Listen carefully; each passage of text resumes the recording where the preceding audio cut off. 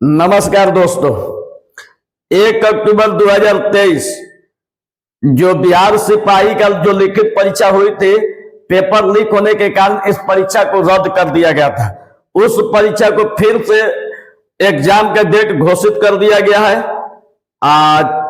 देखिए, यही आपका ऑफिशियल वेबसाइट जारी कर दी गई है, यही आपका पेपर में आया है।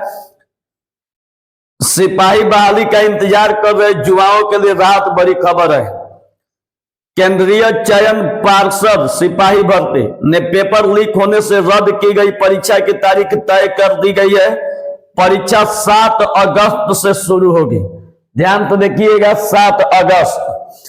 इसके बाद फिर 11 अगस्त, 18 अगस्त, 21 अगस्त, 25 अगस्त, 28 अगस्त और 31 अगस्त को इस परीक्षा का आयोजन होगा।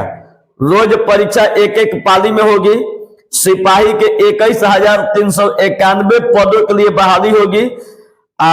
आयोग ने अगस्त में उपरोक्त तारीखों पर केंद्र उपलब्ध कराने के लिए सभी जिलाधिकारियों को पत्र लिख के भेज दिया है। इस पत्र के मुताबिक अगस्त में 7 अलग अलग दिन परीक्षा ली जाएगी और साथ ही लिखित परीक्षा के लिए संबंधित जिलों के डीएम को परीक्षा संयोजक बनाया गया है। सिपाही के 21,000 से अधिक पदों के लिए करीब 18 लाख अभ्यर्थियों ने आवेदन किया है और कदाचार रोकने और एक ही दिन अभ्यर्थियों की भीड़ न हो, इसको ध्यान में रखते हुए लिखित परीक्षा 7 दिन के लिए अलग अलग दिन का निर्णय लिया गया है। 21,391 पदों पर बहाली होनी है।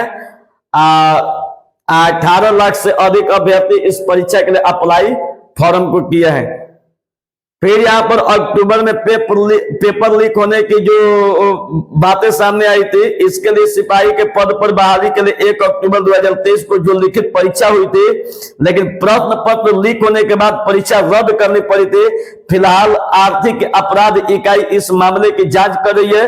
पेपर लीक के बाद आयोग के तत्कालीन अध्यक्ष पूर्व डीजीपी एसके सिंघल पद से हटा दिए गए। हमारे देश या बिहार की दुर्भाग्य है कि पेपर लीक हो चाहे कुछ भी हो, सीधे उसको पद से हटाइए, बर्खास्त मत कीजिए, उसको डिसमिस मत कीजिए। अगर डिसमिस कर दिया जाएगा तो दिक्कत हो जाएगी। लेकिन याद रखिए, जिस दिन हमारी सरकार अगर ऐसे ऐसे जिम्मेदार पद पर आसीन अगर अधिकारियों को अगर जिस नौकरी से सीधा बर्खास्त कर देगा, हम गारंटी देते हैं कि कोई पेपर लीक नहीं हो पाएगा। अधिकारी अपनी नौकरी को बचाने के लिए इतना सतर्क रहेंगे कि कहीं पेपर न लीक हो जाए, पूरा अपनी ईमानदारी से ड्यूटी को करेंगे। लेकिन नहीं, सरकार सीधे क्या करेगी, पद से हटा देगा। अरे जहां भी जाएगा तो चोर है तो चोरे रहेगा, थोड़े ना सत्यवादी राजा हरिश्चंद्र बन जाएगा।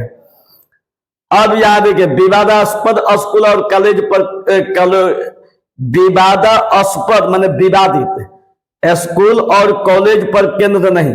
जो विवादित स्कूल है उस पर सेंटर नहीं बनाया गया है।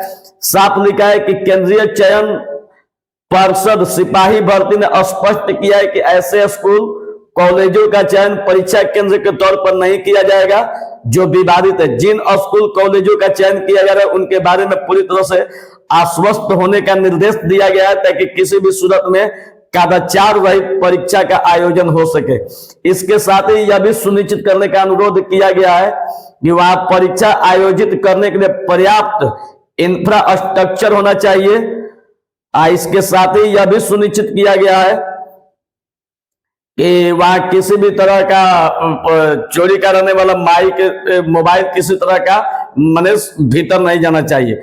पार्षद ने कहा कि केंद्राधीक्षक और वीक्षकों के चयन में पूरी तरह सावधानी बरती जाए। यह सुनिश्चित कर लिया जाए कि केंद्राधीक्षक और वीक्षक का कोई सागा संबंधी वहां परीक्षा तो नहीं दे रहा है।